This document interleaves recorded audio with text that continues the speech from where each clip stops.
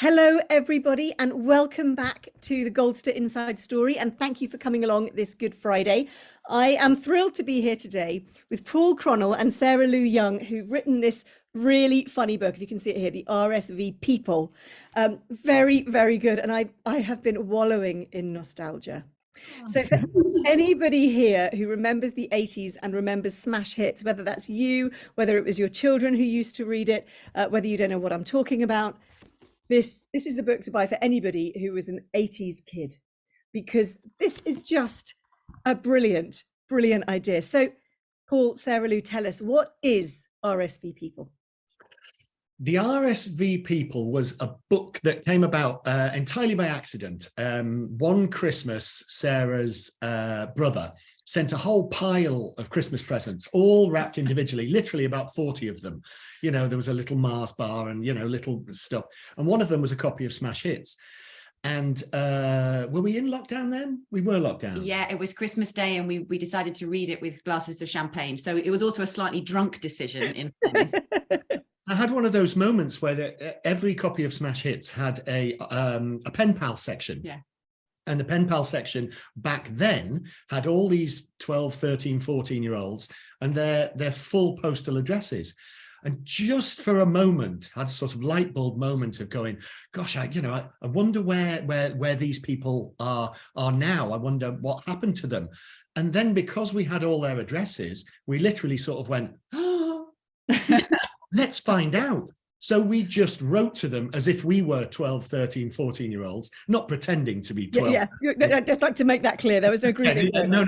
But we just wrote to them. We got color coordinated paper. Oh, yeah. We're fine detail people. Yeah. We spent a long time. Anally retentive. I think quite a few days crafting the first letter. Yes. Also, it was just amazing because, of course, today with data protection, you just wouldn't put your full name. No. In a publication. And for those who don't know what Smash Hits was, it was the pop mag of the day. And the thing that, I think did you get it as a kid? Oh, I did. Yeah. I had stacks of them. I did. It had the lyrics to the songs in. And of course, you couldn't just listen to a song on iPlayer. You'd hang out on Sunday night to listen to the top 40, desperate to hear the song that you loved. So having the lyrics was a kind of way of owning the song and being able to enjoy it again. So it was a big part of our childhood. Yeah, and I think the thing was, I'd always had the urge to do something like Dave Gorman, Danny Wallace, start a project, an adventure to try and do something faintly ridiculous, but something that would turn into an enormous event. So we did that. So we sent out 24, was it 20, 24? 24 people, 20 letters. We sent out 20 letters saying, hello, we saw you put an advert in Smash Hits 35 years ago.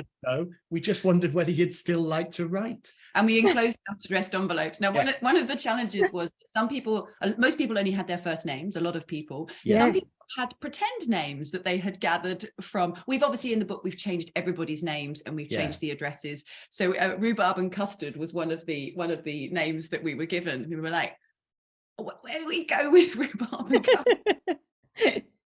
People were brilliant though, because obviously most people, and all of them, nobody lived at the house they lived in when they were small. Yeah. But the reason we put stamped addressed envelopes in is so whoever lived there now might know where they were. Yeah. So we got about half of them back. I was wondering just quite how many you got back, because that seems quite a lot. On average is how much people move. Yeah, but some people, we had some wonderful stories. Like there was one lady, it was the Rhubarb and Custard girls, they were. The lady who received our letter remembered that there had been, the lady who lived in the house now showed it to a neighbor who'd been there for a long time. And the neighbor said, oh, there was a girl who lived there with her mum and dad decades ago, who was the sort of girl who might have done that. And she did some of the detective work for us. Oh, brilliant. And then she got the letter to Rhubarb or Custard. I can't remember which one. And then she got in touch with us.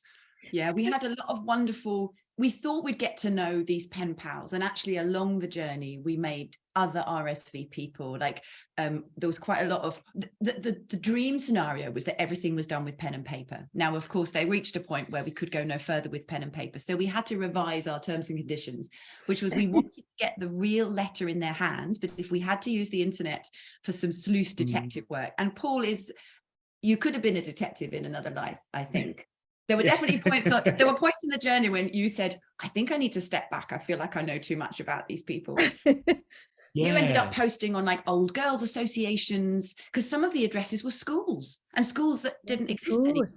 But we had an amazing help from people who just got really emotionally and personally invested. And we've remained friends. We don't want to give too many spoilers, but well, I think you need to give some spoilers for those who haven't read it, because there's just some, I mean, there's one, I remember near the beginning, there's a sad, what I found very sad, there was I think he was about 13-year-old boy who was at boarding school saying, I'd quite like to write to girls between 12 and 14, but if anyone who wants to write to me. And I thought, oh my God, this lonely little boy at boarding school. And you just think this was a real lifeline for people, wasn't it? I mean, we're giggling about it, but actually for some people, this was really important.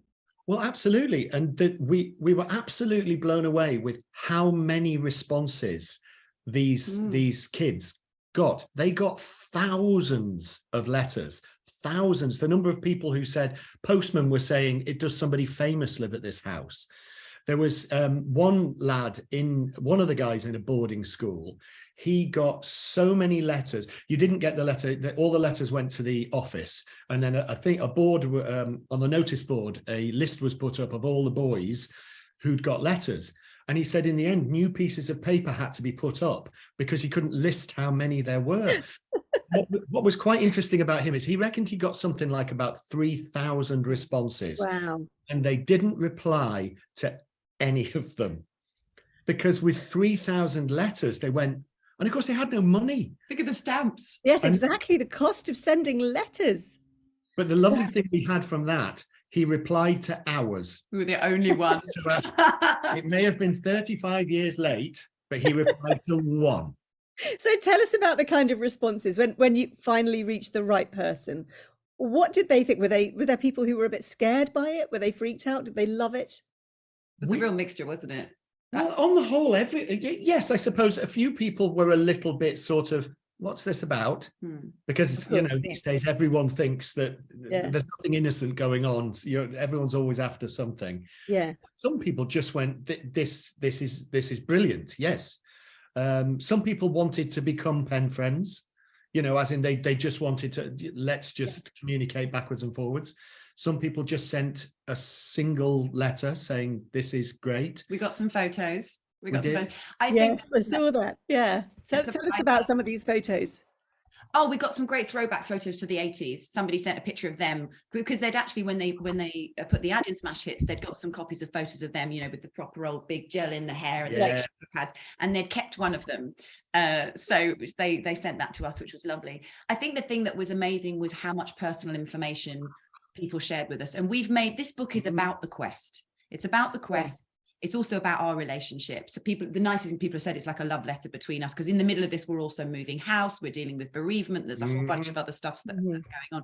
But so we haven't put copies of the letters in the books because that's not fair for those people, but it's also not really about what it is, but the personal information that people shared and the vulnerability. And I think there's something about the written word. It's so intimate, and putting actual pen to paper, which we had a guy walk through a snowstorm for 2 hours in Canada to pick up our letter, and he said, I've got it, I'm going to wait and I'm going to write it to you and send it by snail mail. And just the that's people, so lovely. So tell us about your most exciting discovery of the people. Was there someone who you really didn't think you could find and then you did, or was there a lovely story attached to any of them? Well, there was one lady. She was half Japanese, half Swedish. And Smash Hits had got her name wrong. They'd got the town that she lived in wrong. They'd got her postcode wrong, and we still found her. Because she lives in Sweden, doesn't she? She lives in Sweden, but of course, a lot of the time it wasn't Smash Hits' fault. It's just these 13-year-olds are all writing hand, and the guys at Smash Hits were just going, is that a G or an S? Just pop it down. So I mean, that was nice. We found we managed to get in touch with some of the people who worked at Smash Hits back then. Yeah. And one of them knew Sarah, was at really school weird. with Sarah. Yeah.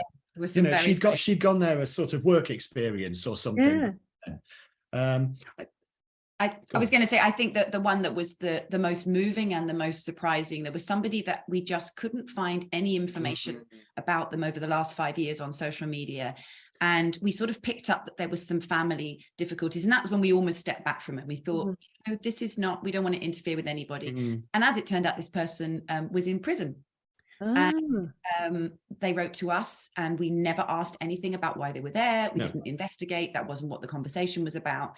But we had the most, and we still continued the correspondence, and they're now no longer in prison. And they sent us poems, and we had quite a beautiful correspondence with them. And that was, and we found somebody who had married their Smash Hits pen pals. So tell us about this one. Well, didn't he had a list, he had the numbered answers. Yeah, he was that was amazing. He was almost as sort of OCD about his collecting of pen pals as we were about finding him. He'd kept a league table of the various people who'd been in touch, because what a lot of these anyone over the age of 14, as well as looking for someone who was into Spandau Ballet and Wham, a lot of them were just starting to look for potential romance as well. You know, everyone, they were looking for boyfriends and girlfriends, even though that wasn't explicit in the adverts. But this chap, he'd chosen 5 girls, potential suitors. Yeah, and he gave us basically his romantic pursuit of all 5 of these. I mean, very innocently, but you know, he would tell us that this one was terribly good looking, but she wasn't as funny as maybe this other lady was. It sounds weird now. I mean, the ladies now, but obviously they were girls then. Yeah, these girls. And in the end, he ended up marrying sort of number 3, but always regretted that number 1, you know, I think he'd met quite a lot of these girls. I was wondering, so people got to meet up. I mean, in this pre-internet dating age, it was, you know, checking who lives closest to you and getting a chance to meet. Well, there was one, I mean, although we found one of the people who themselves was in prison, one of the ladies we got in touch with, when her mum and dad, she got so many responses from young lads in prison, you know, because they're bored out of their minds and what have you. And she says she remembers on the day that the sackloads started arriving at the house, her mum just said, "You're not writing to anyone in prison." They're just not allowed to. So it's so fascinating, isn't it? The idea of these people putting something in Smash Hits and literally getting sackloads of posts. As you said, you know, one of the posts you said is someone famous living here. I hadn't actually thought about the volume of response that people might get. Was 3,000 the most, do you think? That one at the boarding school? Do you think that was 2 lads together, wasn't it? That was 2 lads together. But most of them got more than 1,000. Yeah. And if you think there was a new set every week, you know, incredible, isn't it? Later, and there would be 24 new teenagers looking for pen pals. But of course, the thing was, although it was so exciting for them all on day 1, as most of them said, it was too many to deal with. So you started just going through them, going, "Oh, that one didn't write anything interesting. Just that goes in the bin." Because people did want to find people to correspond with, but I mean, where do you start with 1,000 people? I know one of our ladies, she was a little bit older, and a lot of the people who wrote to her were a lot younger, and so she ended up giving out the letters to her. I think it was some younger friends and some people at school, so that other people could have international pen pals, which is really lovely. That's really sweet. We still, I mean, it's interesting, isn't it? Because, you know, we were very excited about this quest. It literally consumed every waking, breathing second of our life for, you know, almost a year. And it's such a fun quest. I mean, it's just, you know, I've not read every single one. I've dipped in and out, and I've loved it. And I just think it's absolutely wonderful. And I keep going back to pages and going, "Oh my God, that's so lovely." And I have to read out this one. I mean, this is so perfectly 80s. "Okay, all you sexy, dark-haired, dark-eyed, hunky guys." I mean, that's just dribbling to me. "If you're a Michael Praed or lead singer from Aha lookalike." I love the fact they didn't actually know the lead singer from Aha's name. "Any old hunk aged between 13 and 18, and you like most music from The Cure to Arcadia, but cannot stand Wham."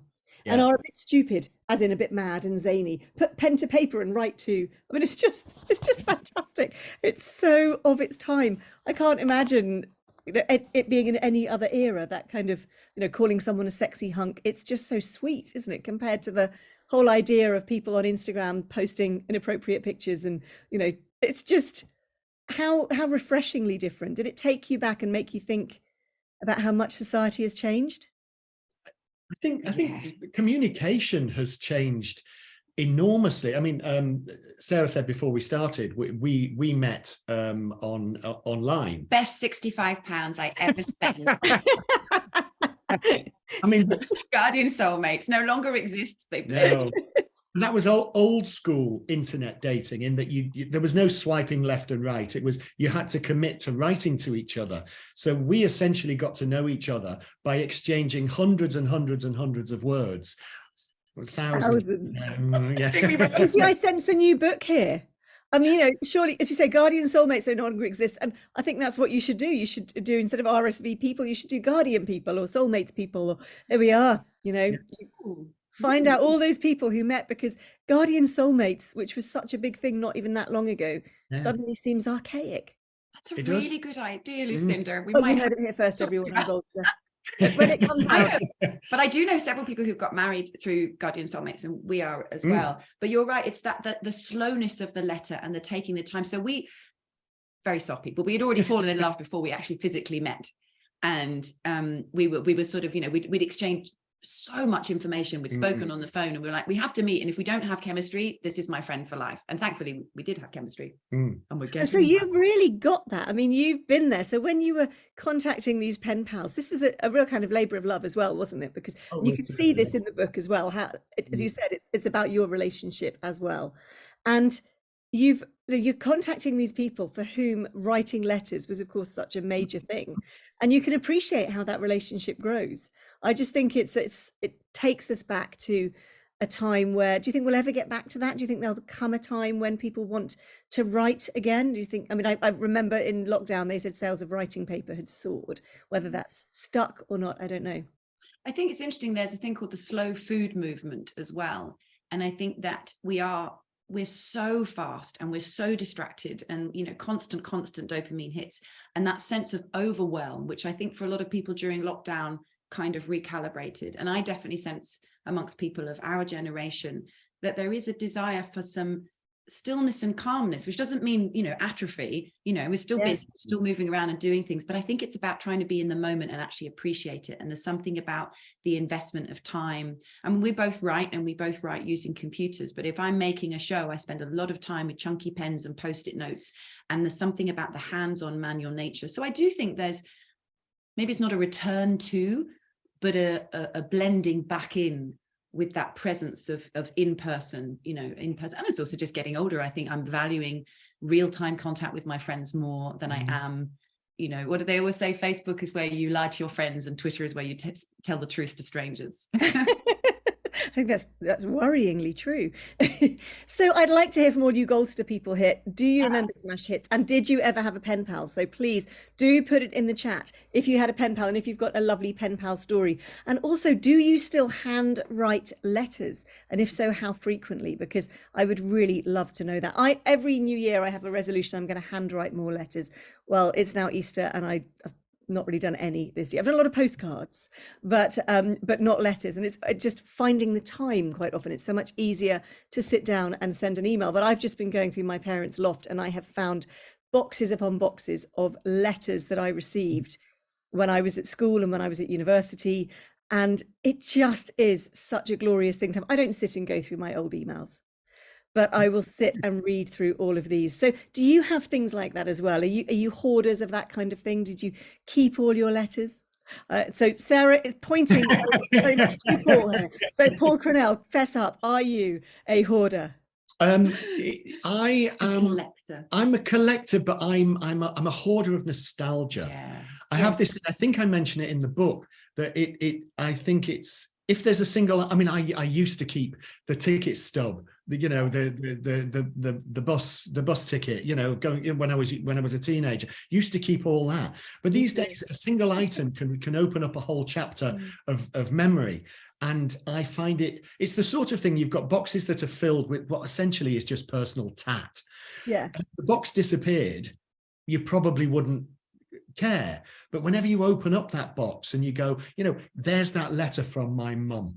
And suddenly you're reminded of that moment. And if the memory was gone forever, you wouldn't miss it, because you can't miss what you can't remember. But the fact that you've got these keys to the past, I find means an awful lot to me. And Sarah just knows that when she marries me, she marries the boxes as well. So it's definitely similar in that sort of emotional hoarding, but I think what you do stuff with it. So Paul does a lovely thing. He makes an annual review, which is all the photos from the year put into a lovely book so that we can look back. And because they exist in a beautiful it takes you months to do it. It's beautiful. And it means that we have a physical record of each year that we've been together. It's really, really lovely. But I do think, because we've moved house so many times, I've still got a letter that my best friend wrote me on an entire roll of kitchen roll, because he ran out of paper, and I've still got the kitchen roll and nothing. I know I'll be buried wrapped in it, I can't. But I think it's important to open the box sometimes and to look at it. And then, as we were talking before about bereavement and grief. Sometimes there's a time where you're ready to let go of something. And I think if you're not, it's really important to hold on to it while it's still serving you. But I think over time, I've got rid of everything to do with ex-boyfriends and partners, because obviously I've met the perfect man. But you think, well, am I keeping this to torture myself? Or am I keeping this because it's nourishing? And I think if it's nourishing you and it's giving you something, then, I was going through boxes of letters yesterday with my university flatmates. And this is from the 1990s. And I saw one, it was from one of the girls who was there. I handed it to her and she started laughing. And she'd written in it, thank goodness I can get rid of this really ugly card. I think I was starting a new job or whatever. And then she said, listen to this bit. And she'd written, P.S. The reason I'm sending this to you is that I know you keep all this stuff forever and you're going to have this ugly card forever. And there it was, reading it from the 1990s. And she said, wow. You're absolutely right. I knew you that well. And it was just the perfect moment. Well, I can't get rid of that now. That needs to be created this new moment. Yeah. And so we've got a comment here. I live in South Africa, but was at boarding school and letters were so important. I miss writing letters. I had a pen pal in the UK, but after school we didn't stay in touch. Well, I think you need to find another one, Debbie. I think you need to get yourself a pen pal today. I don't know how you do it today. Smash Hits doesn't exist anymore, but there must be a way. It is true. I think I miss writing letters, and most of all, I miss receiving real, proper letters. And of course, if you don't write them, you don't receive them, as my mother always used to tell me. So a Goldster pen pal club. That's what I was thinking, Sarah Lou. I was thinking we need a Goldster pen pal thing. So I'm going to put that out there to Jo, our lovely concierge today, and see if we can get Goldster pen pals going. And welcome from South Africa. It's lovely to have a message from you. Did anybody else here have pen pals? I had pen pals. We moved house when I was 10. And my oldest friend I've known since I was 4, first day of primary school, we met, and we're still very good friends. And we wrote letters to each other constantly. For a couple of years, we stopped. Neither of us can remember who started writing again, but we have all those letters. One day I will find them all in a box somewhere, and they'll be hilarious, but it just records decades of friendship. It's so important. It's like you say, it's very interesting. An email letter just doesn't hold the same emotional value, does it? No. So it literally isn't just the words; it is the tangible, piece of paper in your hand. When we were writing the book, my youngest son was 9 or 10 at the time, and he had never heard of a pen pal. And so I found him a pen pal website, which is sort of friends around the world. And it's, of course, it's all very protective about age and parental guidance and all that. But the pen pals, the pen letters they were writing were sort of like 20 or 30 words, and that's it. Yes. And they just disappeared. There was no value to them at all. It's, on one level, it was kind of, when we were growing up, if you were going to write a letter to South Africa, South Africa, that's 1 billion miles away. How exciting. And now you can turn on your computer and you can find someone from South Africa just by searching people who live in South Africa, and so the magic of distance has disappeared for certainly young people. I think it's that thing of delayed gratification, and we all know, you used to send off your photos to get developed, and a month later one good photo would return, all the others would be blurry.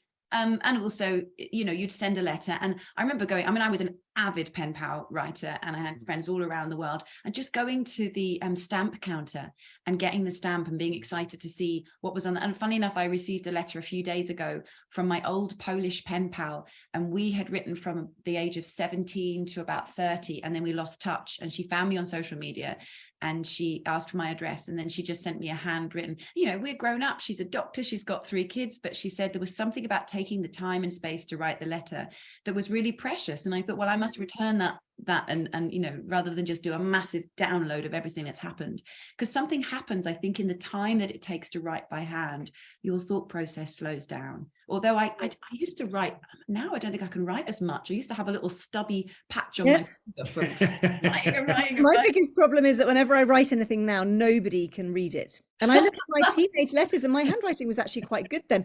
I mean, I write, when I give my students back their exam papers, I will inevitably get them saying, what does this say?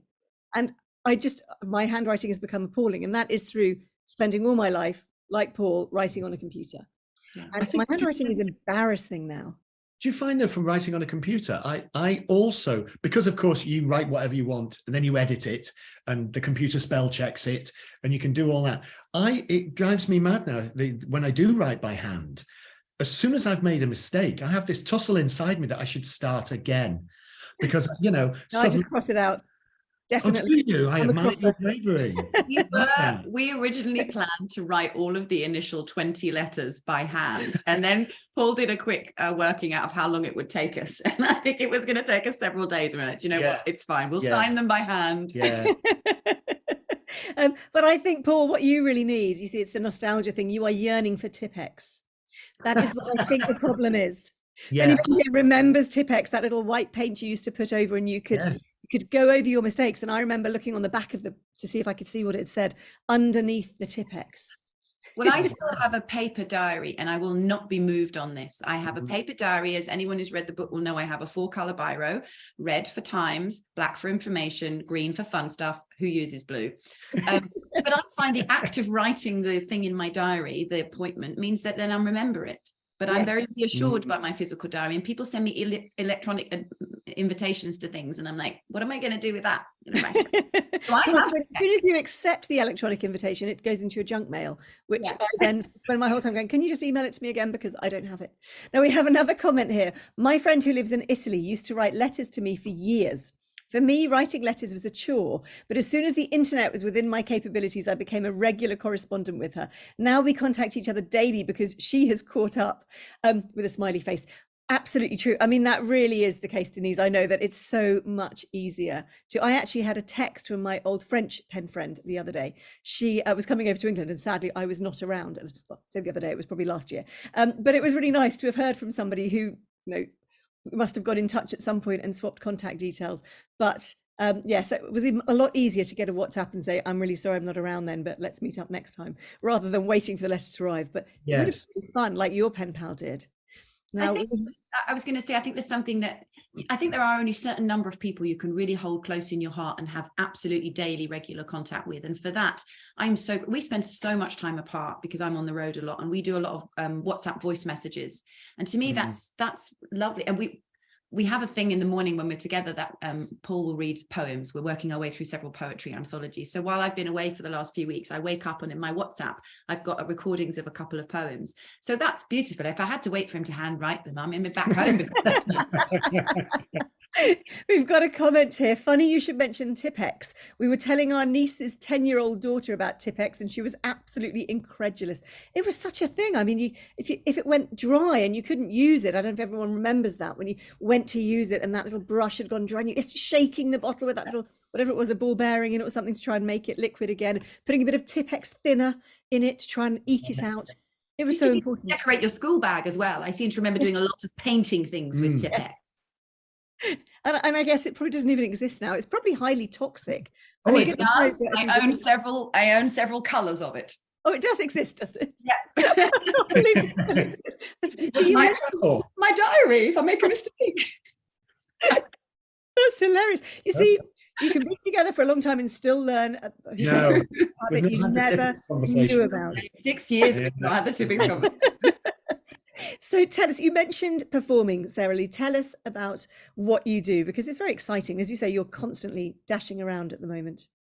I feel very lucky. I make a lot of my own work. I had a very conventional start to my performing life. I read English and drama at Bristol University as academic subjects, and then I trained in musical theatre at Mount View, which back then we used to call Les Mount View, because so many people from Mount View ended up in Les Mis. But back then, and it's much better now, but back then it was all about having a particular sound, and everybody had to sound the same. So if you went to see Les Mis in London, it needed to sound the same as Les Mis in New York. And I never really fitted in. I didn't sound like all of the other singers. And so I ended up making my own work. And over the past, I would say 15 years, I think most of my time as a performer has been making my own work. And I'm currently on tour with a show called An Evening Without Kate Bush, which is, it's not a tribute act, but it's kind of like a clown does a gig. Would that be fair? Yeah. I don't know how you answered that without getting into trouble right away, actually. It's a very joyful celebration of wonderful. Kate Bush's music, but the focus, the lens is the fans, because she had this 35 years gap when she wasn't performing live. So again, it's about community. And I think that for both of us, we really love work that taps into community. And for that show particularly, about what it's like to be in the room together. So over lockdown, I did quite a lot of online gigs, but that was a show I thought, no, that's about being together in the same room and sharing that experience of enjoying something in real time, actually. So there is that similarity of like slowing down time. But I'm off to Brussels next weekend to go and do a new musical in Brussels for a few months, and then I'll be in Australia. But I've got about 3 or 4 shows in rotation. So sometimes I'm doing the Kate Bush show, sometimes I'm doing I've got a show called The Silent Treatment, which is about voice loss. But it's and I think the RSV people would make a really great 2-hander play that we should do in Edinburgh. I think that's a great idea. Absolutely. I think we want to see it at the Edinburgh Festival next year. That's what we want to see. So Paul, tell us about you, because you're a writer. Tell us about your career and how you got to this point. Well, as Sarah was, I spent my 20s working as an actor. I trained as an actor. I did an acting course at university, and I did that the whole of my 20s. And then I moved to London, and I went from I'd been living in Wales, where I felt like I was an enormous fish in a tiny pond. I moved to London, and it was like being a goldfish in the Atlantic Ocean. And I lost interest very quickly. A friend of mine had always wanted to write comedy sketches. So he and I had been writing a few sketches. We wrote for Spitting Image and Russ Abbott and Hale and Pace and Brian Conley. We like to think that we killed off all their careers. Not quite single-handedly, but when they were all prime time, we were freelancing comedy stuff. And then my friend went and got a proper job, and I decided that I wanted to start writing film scripts. And I was extremely lucky that the second script I wrote got picked up and was made as a lowish budget movie, but it was a film called 4. It was a gritty, dark thriller. Sean Pertwee and Martin Compston, and it's actually on Netflix at the moment, strangely. It disappeared for years, and then it arrived on Netflix. And then through that, I got another couple of films made. And but the film industry was still is a very, because it's a collaborative art, which means that everyone wants to change every single thing that you've written. So when I had the opportunity, so I still write screenplays. I've just, the latest one has just gone out to my agent. But as soon as I'd never written a book. Oh, I had written one book. Picking Up Pants. I wrote a book called Picking Up Pants. You've got to tell us what Picking Up Pants is about. Well, I spent 20 years working backstage in the West End. So I worked backstage on Les Mis and Aladdin, but I worked as a dresser. And most of the dressers were seamstresses, people, who could make. And I was a writer stroke actor who essentially all I did was pick up pants, because you just set costumes, you collected costumes and what have you. And I wrote a sort of it was never published, but it was the first long prose that I wrote, and it was about a dresser in the West End about to have the worst week of his life.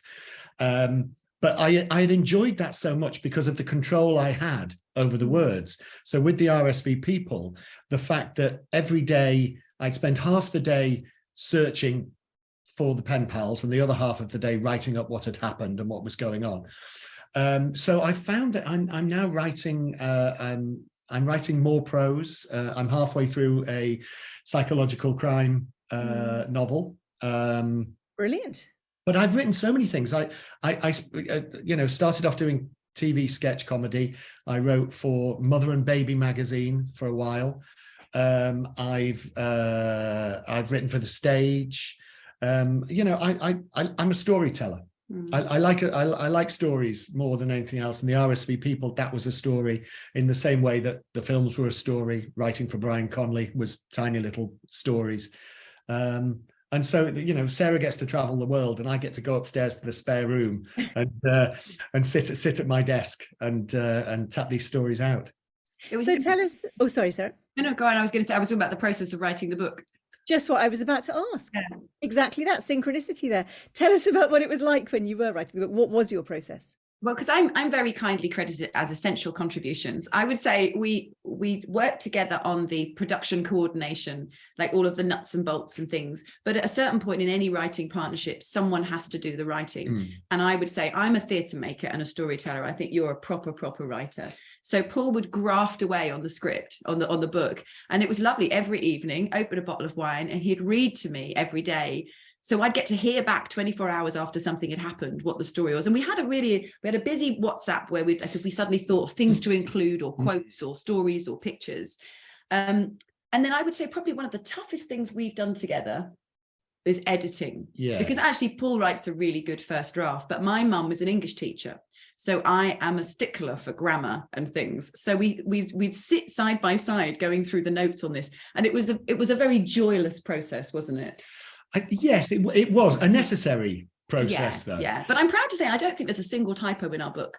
And I've read a lot of books published by some major houses that have got typos in them. That's very true. Well, I have read not 100%, but I've read probably about 3/4 of this book, and I haven't spotted one yet. And I am a stickler. So, like Sarah Lou, I started out as a book editor, and I get frustrated by typos in books. And so I think you've done a very, very good job. And I love that process of working together. I have done that before, and it's actually really powerful as a writer. I know we've got a lot of aspiring writers on Goldster, and I would say that actually that's something that is seldom talked about, the importance of collaboration. And if you have a person you can really trust, reading your work back, it's what I always tell students when they're writing essays as well, that before you hand it in, read it aloud to yourself, read it into a voice recorder, and listen to the cadence of the words. Did you find, Paul, that when you were reading it aloud, you discovered a lot of things, or was Sarah Lou picking up on the things that you needed to change? Well, strangely, the whole book really is a 400-page monologue. So because my experience was in writing film scripts, they are essentially the most pared down dialogue that you can possibly have. So I'm very used to writing out loud, as it were. So I would certainly write whatever was in my head, and then my very first edit on a page would be me speaking it out loud just to myself. And as soon as you find yourself and you can't get the words out, you know that somebody's brain could follow that in an easier way. So a lot of the time, by the time I came to read it to Sarah, I hopefully had made it work for my speaking. Yes. But yes, immediately you'll notice. The thing you always notice when you read it out loud is repeated words and phrases. And that's I'd be going, so brilliant, but you'd just repeated that word, or we've said that already in this bit. It's funny. So, well, you can talk more about the music soundtrack, but Paul also wrote a play during lockdown. And the two lead characters in this play had very strong Irish accents. And so I would kind of creep into the room to see if he wanted a coffee. And all I could hear was this sort of you talking out loud to yourself in two voices. And I think, okay, I'm going to leave him because he's in that, the music of the delivery. Yeah. And that was actually really lovely. It was called Millstones, and it got picked up to be toured for 6 weeks with Michael Maloney in the lead. But then we had the second phase of lockdown. So unfortunately that didn't happen. That's such a pity. I hope it happens one day. Yeah, we did a reading in London with Marcus Brigstock and Michael Maloney, and they're both very keen to do it. So hopefully that will. But I think you're the first person I know that creates a soundtrack, and I know you've been listening to lots of podcasts about writers. So I don't know if any of your people do that as well. But would you want to talk a bit about that, because I think that's fascinating. The first thing I do whenever I start any new project is I spend sometimes half a day going through an extensive music collection, picking out songs, not songs that would fit the finished film, TV series, but ones that evoke the feel of the project. And the reason I do that is that I then write listening to the same songs. So the RSV People was about 40 songs. I really want to know what they were. I was just about to say, what was the soundtrack for RSV People? It was a very varied one, but everything had to have a sort of upbeat, fun feel to it. Because then sometimes, especially if you've got to work on more than one project at once, the soundtrack can work like a Pavlov's dogs kind of thing. So the psychological thriller that I'm writing at the moment, very dark, very sort of gloomy music. So I put on headphones to write that. And if I had to rewrite the RSV People, I'd immediately just go back to that soundtrack. Great idea. But the thing is, with the RSV People, I can barely listen to the songs now because I've listened to each one of them about 500 times. And so I'm back in we were very lucky when I wrote the book. We'd had a funny thing, but we were renting a flat. The landlord, his daughter needed somewhere to live, and when our contract was up, we suddenly found ourselves in the middle of lockdown, sort of homeless for about 3/4 of an hour. And a friend of ours who owns a huge big house in Clapham said, "Come and live with me." So we were very lucky. We got to live in this beautiful big house in Clapham, heated floor. With a heated floor. Wow, amazing. Left. She had an office at the end of the garden. So my working day was have breakfast, have coffee, have second coffee, walk down the garden to the office. And now if I hear any music from the writing soundtrack of the RSV People, I'm back in that office. Yes. I'm back, and it never changes. And I think those songs are now ruined for anything other than that book. It's amazing how music can take you back. I mean, I'm not a musician at all, unlike Sarah Lou, but music can just take you back to such a place in time. I was wondering, actually, if you were going to have written, maybe you did, if you were going to write in Smash Hits asking for pen pals, who would have been your musical choice? Because it's so funny how they're identified. People don't put much about their interests, I guess, because it was Smash Hits other than the music. And they're very... Who do you think yours would have been at that time? And a lot of people don't like Wham, which I think is really interesting. Yeah, I think that was unfair. Yeah. I think we have quite a lot of crossover. We would definitely have had the Smiths in common. Yes. I would have had The Cure and Kate Bush. What did you have from that era? Well, it depends what age I was. I mean, I was a massive Adam and the Ants fan. Adam Ant would have been mine. Oh, Adam Ant and Scritti Politti. Does anyone else ever remember Scritti Politti? I loved him. Yeah. I think there was so much music. You were, I mean, I was one of those people who liked to go down to, am I going to be able to remember? I think they were called Buzz Records in Chorlton. And I used to walk there, and I used to love going through the singles by hand. Yes. Songs. I mean, I used to go to HMV all the time and go through all the singles, and the Smiths as well. I met up with a friend in my late 30s, and we hadn't seen each other. We were childhood friends. He bumped into my parents and asked for my number. We hadn't seen each other since I was 14 and he was 16. And he told me that the last conversation he ever remembers having with me was a very earnest one about the Smiths. And that was his overriding memory of me. And I said, well, yes, I can remember that conversation. It's such things that are etched on your memory. Quoting the lyrics of the Queen is Dead album was definitely something in our early courtship. I thought, if this guy knows the lyrics to Suede Head, I'm in. I should point out that trying to pick a first dance is being really hard because so many of my favorite songs have been used as soundtracks for your... I just want to now make a comment about the picture. For those of you who can see this, for those of you on the podcast who can't, you've got to get hold of this book and you've got to see it, because I think this is what you should look like at your wedding. So can you please describe to those of you who are listening rather than watching, and what was this photo shoot like? It looks so much fun. It was so much fun. I actually, the person who did the makeup does makeup for drag queens, which I think you can tell. Well, so tell us about this, Sarah, your outfit, and Paul, your outfit. Tell us about how you got hold of these and how you came up with those. None of the stuff was our own, was it? A couple of little bits and pieces, but our lovely our friend Tom Shaw, who did our makeup for us, he just said, bring some stuff. And we turned up on the day and he had bits of wig and bits of material. And I think we raided a couple of things from Sophie's, our friend who we were staying with. But we had some looks and we had some ideas, and we had the kind of New Romantics look, or we had the more kind of punky vibe. But obviously we were trying to make ourselves look like we were a cover of Smash Hits magazine. And a very good friend, Angus, who did the picture, a very good friend of mine, passed away very sadly a couple of years before, and I'd met this wonderful man Angus because he was a mutual friend and we'd supported her through end of life care, and then he turned out to be a photographer. So it was a really wonderful kind of team effort of people helping out. But we'd never done I've done lots of photo shoots because of my job, but we'd never done one together. You looked, I mean, I just can't get over how you Paul, looked. the frilly shirt with the leather jacket, Paul. I mean, I think that's a look that really needs to come back. I mean, and that hair, your makeup is so Duran Duran, isn't it? It's fabulous. I'm sure Simon Le Bon wore exactly that blusher at one point in his career. And Sarah Lou, I mean, you've got the big earrings, the hairscarf, the Bananarama hairstyle, and then this very kind of sexy off the shoulder leather jacket. I think it's only off the shoulder because it didn't fit me. I think there's a lot. If there's a reverse picture of this, there'd be gaffer tape kind of holding on half a wig and half an earring. But yeah, I love it. And our bottom halves were just whatever we turned up in, weren't they? Yeah. Oh, so it's like doing Zoom. Yeah, exactly. That's right. Yeah, exactly. I promise everybody, but I am actually fully clothed, just so that in case anyone worries that I'm literally sitting on Zoom, not fully clothed. And we've got a comment here that you look a bit like Alistair McGowan. Of course, he was so good at doing. I think I look like Alistair McGowan. I think that was aimed at Paul, Sarah Lou, but I'm not entirely sure. Alistair McGowan, yes. Yeah. Oh, well, right. So anyway, we're getting lots of laughs in the chat from this, so I do like this. So joking apart here, what is the most what's the most poignant thing you found out about this book? Because it's people's lives as well. I mean, we're looking at, you know, people who were then in their teens who are now in their 50s. What was the bit that really, was there a moment that really made you go, oh, apart, we've mentioned, of course, that the chap who'd gone to prison, but was there a moment that made you really stop and think, wow, that's this is a kind of life lesson?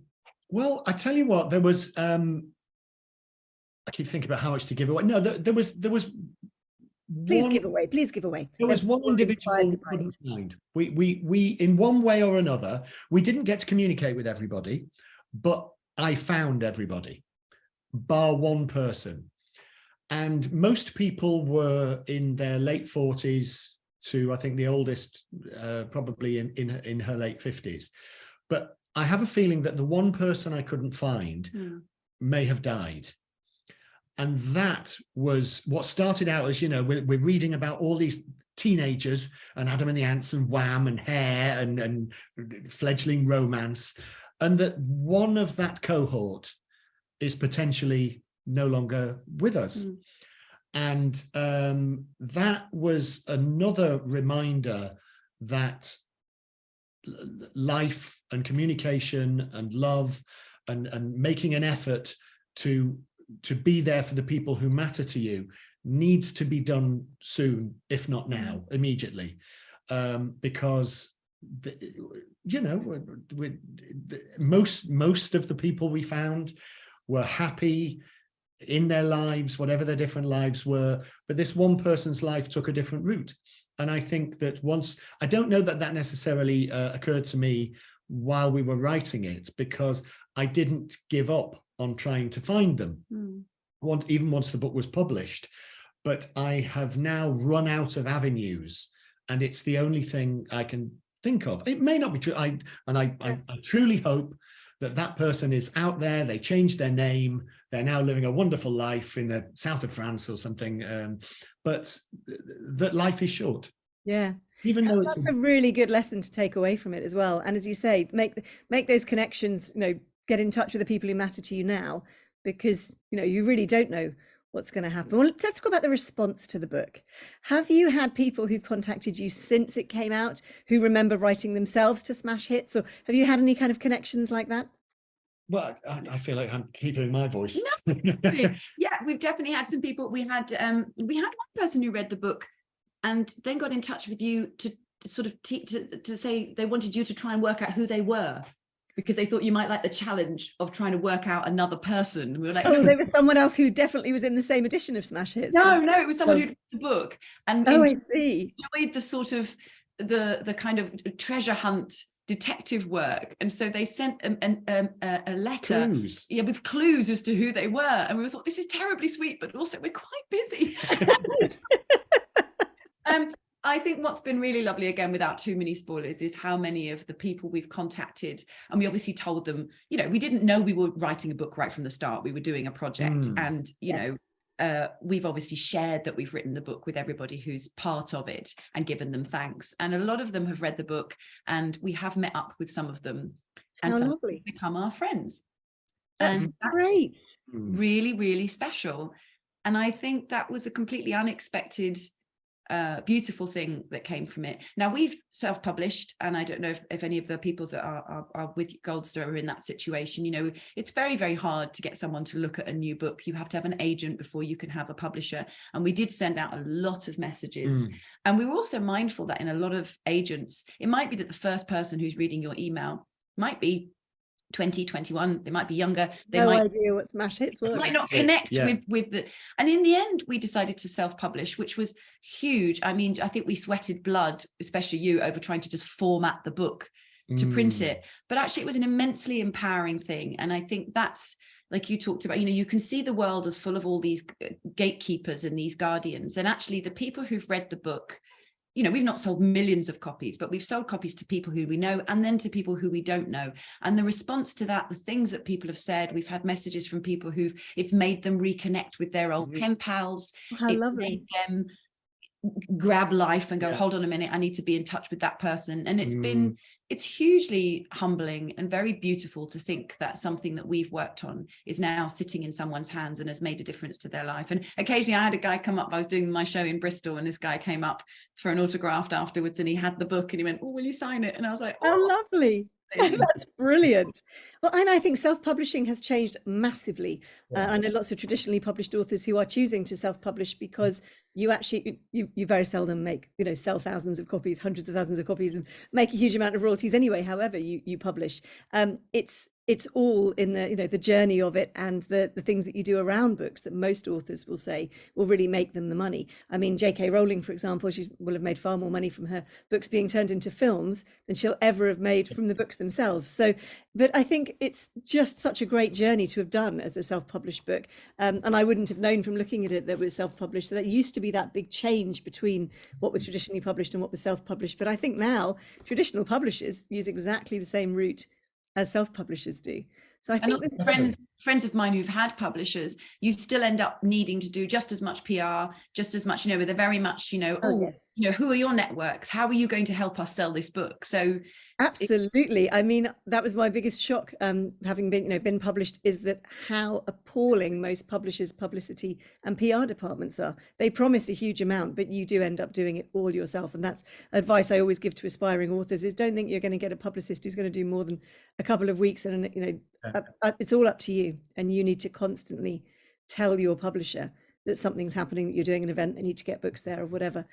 It's really, you know, a huge part of what you are doing is exactly what every traditionally published author ends up doing as well. Yeah, I was quite shocked to read that you can pay for a position on a bookshelf. We were looking at the top 10 and how that works. Yes. And I shouldn't have been surprised really, but I thought, gosh, that's no wonder that we keep seeing those same books. There's number 1, number 2, number 3. And again, you know, I'd rather have a connection with a smaller number of people who really care and are reading the book than sort of, it's like paying for social media followers. It seems such a strange thing. And Stuart Lee, the stand-up comedian, has written some wonderful books, and he talked about realizing early on that if he had 10,000 fans and they came to see him perform twice a year, he could afford to live. And I think someone like Amanda Palmer, who wrote The Art of Asking, that connection with an audience who actually want to see your work. And, you know, I'm not famous, but I make a living from my work because I've fostered a relationship with an audience who want to come and see my work. And I think it's very empowering. And I think it's the way forward, definitely. Yeah. Yes, I think it is really fascinating. I remember first discovering that those books on the tables in places like Waterstones and Daunts and Hatchards and things, that yes, the publishers pay to have those books on the table, and it looks as if it's the choice of the people who work in the bookshop, and it absolutely isn't. And unless your publisher is willing to pay, your book is not going to be there. I heard an interesting, I was listening to a podcast a couple of days ago, and there was an author on there, and she didn't have a traditional publisher at all. She had chosen to go with she didn't self-publish, but she went with a digital publisher. And she made the point that she thinks that over time, digital copies of books will overtake the paperbacks, if only because the paperbacks now are having to get more and more expensive because they don't sell as many in order for people to make their money. And also from an eco point of view, an ebook cuts down no trees. But also that with Amazon, which is now, on the one hand, almost sadly, it's the number one place anyone buys a book on anything. So although Waterstones still has its beautifully curated tables and what have you, most of us are just going to, I mean, a lot of the time, go into Waterstones and then see if it's cheaper on Amazon. That, unfortunately, is how people are buying their books now. So I think you were quite right going back to what you said, the self-publishing route, the digital publishing route, they have a lot more respect than they used to, because it used to all be seen as vanity publishing. But and like you say, we're very pleased that you can't tell that the RSV People is is not a traditionally published book. Well, I'm going to tell everybody they need to get a copy of this. I've put a couple of links in the chat, but if those of you listening on the podcast, just Google RSV People. Oh, other search engines are available, by the way. And if you're wondering how that's spelled, it's like RSVP, like a letter, and then Eeple at the end. Yes. Yeah. It becomes People. Written by Paul Chronnell and Sarah Louise Young, who have been the most gorgeous guests. Thank you so much. I do hope you'll write something else and come back on again. And for those of you who want to see Sarah Lou's show, I've put a link to the RSV People website in there, and you can find her work through there. And you also have in the chat Instagram and Twitter and things handles. Do you want to say, for the benefit of the podcast, what your social media handles are? Yes, I'm on Twitter and Instagram. I'm Sly Theatre Maker, SLY Theatre Maker. Partly is because I share the name with a porn star. So if you're Googling me, please put the hyphen in. And we have the RSV People on Instagram and on Twitter and on Facebook. And you are? I think Twitter and I fall out of friendship. I'm at Paulie Cron on Instagram. I think I'm Twitter. I think I'm both those. Yeah. Thank you so much. And yes, Sarah Louise was telling me beforehand that she does actually, when she gets post that is meant for the porn star, she actually very kindly redirects that email to the correct person, which I think is extremely nice. I worry about some of the responses you're going to get, but I think that's another show. That's another book. If you ever get an email, obviously from Donald Trump, you could make yourself a fortune. So just to let you know, getting a bit topical there. I'm just going to tell everybody very quickly what is coming up on Goldster, and that is to say that have a lovely Easter, everybody. On Tuesday, I am back on the show PPG, our sister show, and I'll be talking to Zan Tyler, who is a singer-songwriter. She's talking about her debut album coming out next year, which is all about female empowerment. She is going to talk about what it's like being a woman in the music industry, and she's been in the music industry since she was in her late teens, and what it really is like out there. And then next week, I'm going to be interviewing this fabulous writer, Alexis Keir. This is his first book. It is a beautiful memoir, Windward Family, and it's gorgeous. It's about growing up in a family that came from St. Vincent in the Caribbean and growing up between the two communities. Really talented writer. He works full time and he's written this gorgeous memoir. So do join me next Friday for that. And Humphrey will be back with you on Thursday next week. And he is talking to Monique Roffey, and she is the author of a really great book, The Mermaid of Black Conch, which is a fascinating new novel. So I think it's a mythical love story between a fisherman and a mermaid.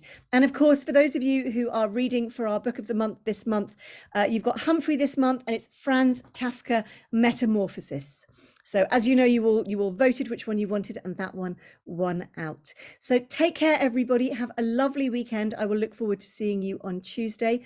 Paul, Sarah Lou, it's been an absolute joy to meet you. And Sarah, good luck with all your travels. Thank you so much for having us. Thank you for having us. Take care, everybody. Bye. Okay. Bye.